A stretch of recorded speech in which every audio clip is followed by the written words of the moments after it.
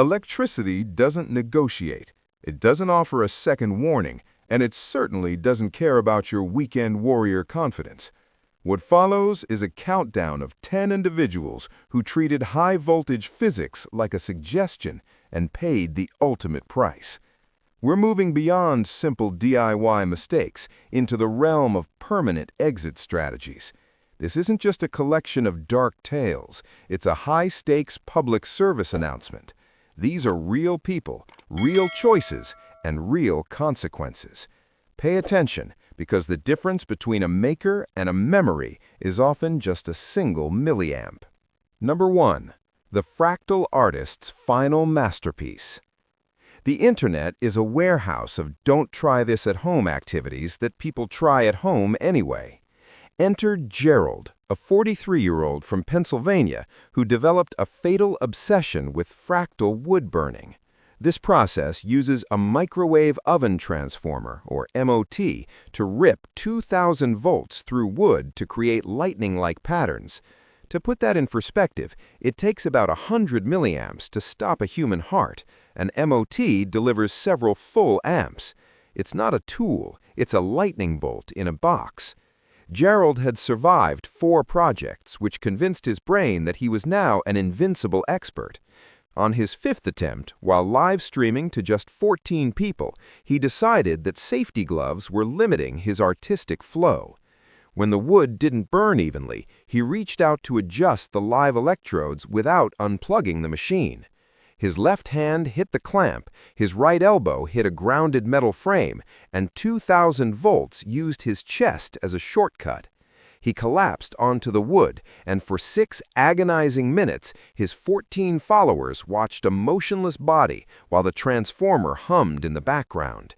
He left behind a beautiful oak slab and a permanent warning about the price of impatience. Number 2. Earl's suicide cord convenience.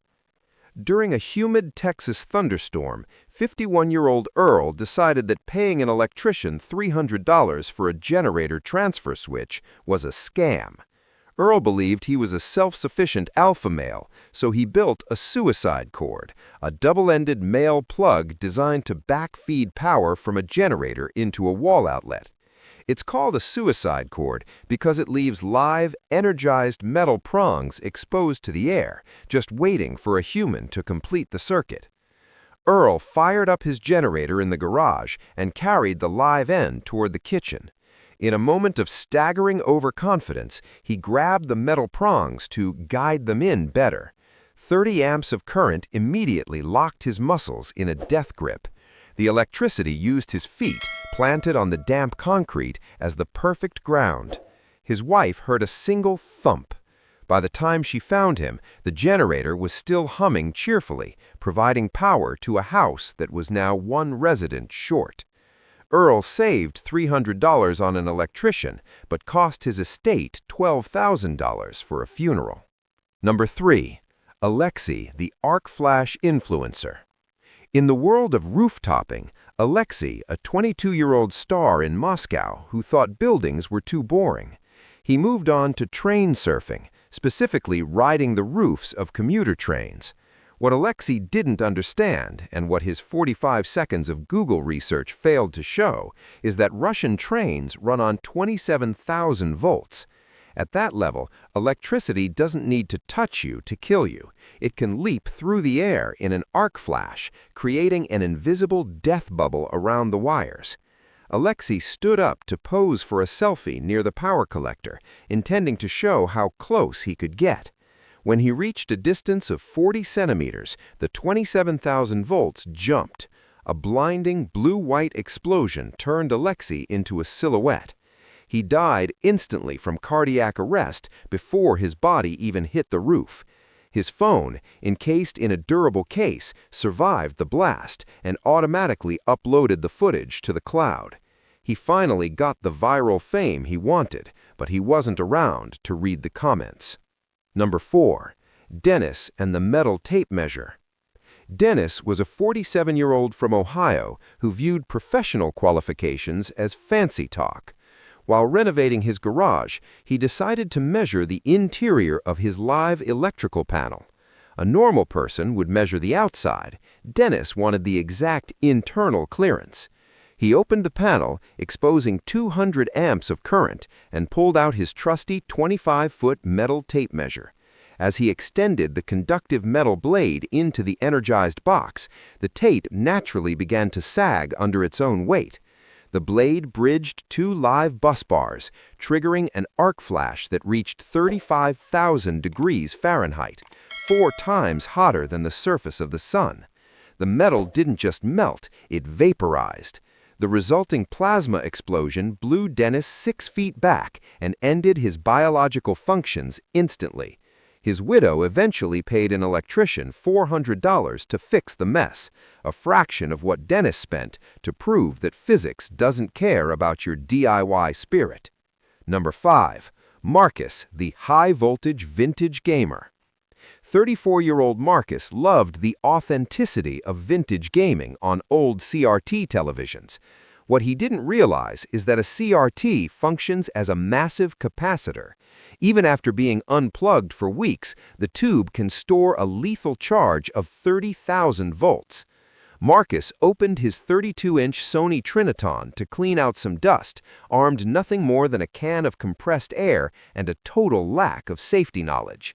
While reaching for a dusty corner, his forearm brushed against the anode cap, the suction cup that holds the high-voltage charge.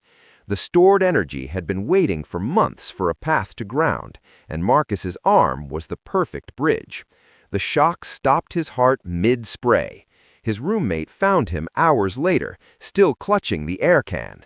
The TV, built like a tank, survived the fall and worked perfectly later, proving that the hardware was far more durable than the hobbyist. Number 6. Craig's $400 drone rescue. Craig, a 52-year-old from Nevada, had a deep emotional bond with his $400 DJI drone. When a gust of wind sent it over a fence into an electrical substation, Craig ignored the dozens of skull and crossbones signs. He figured he could just climb in and nudge it down with a metal pipe. In a substation, the air is energized with up to 500,000 volts. It is an environment where the rules of normal life don't apply. As Craig raised the metal pipe toward the transformer where his drone sat, he entered the arc distance. He never even touched the equipment. 138,000 volts reached out through the air, hit the pipe, and cooked him from the inside out. When the utility crew arrived, they found Craig's body and the drone, which was still sitting perfectly intact on the transformer, undamaged and worth exactly 0 to its former owner. Number 7. The ladder and the service drop. In a quiet suburb, 38-year-old Kevin decided to clean his gutters.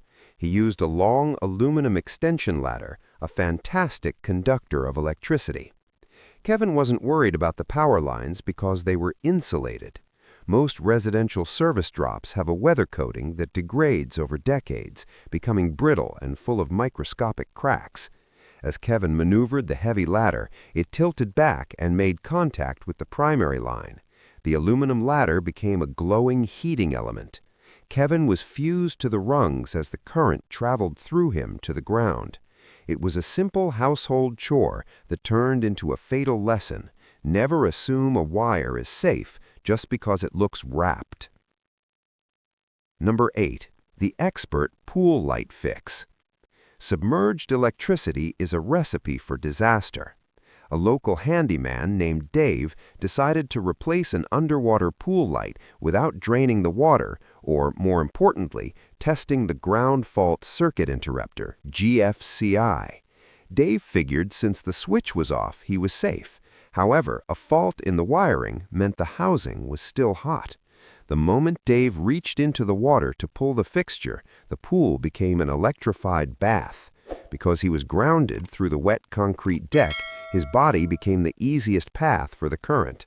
He was found floating in the very light he was trying to fix, a victim of the assumption that off always means safe. Number 9. The copper thief's final score. In an abandoned industrial warehouse, a man sought to make a few $100s by stripping copper bus bars from a large transformer. He assumed the building was dead because the lights were out. In reality, the transformer was still energized by a secondary feed. When his saw cut into the copper, it completed a circuit between the phases.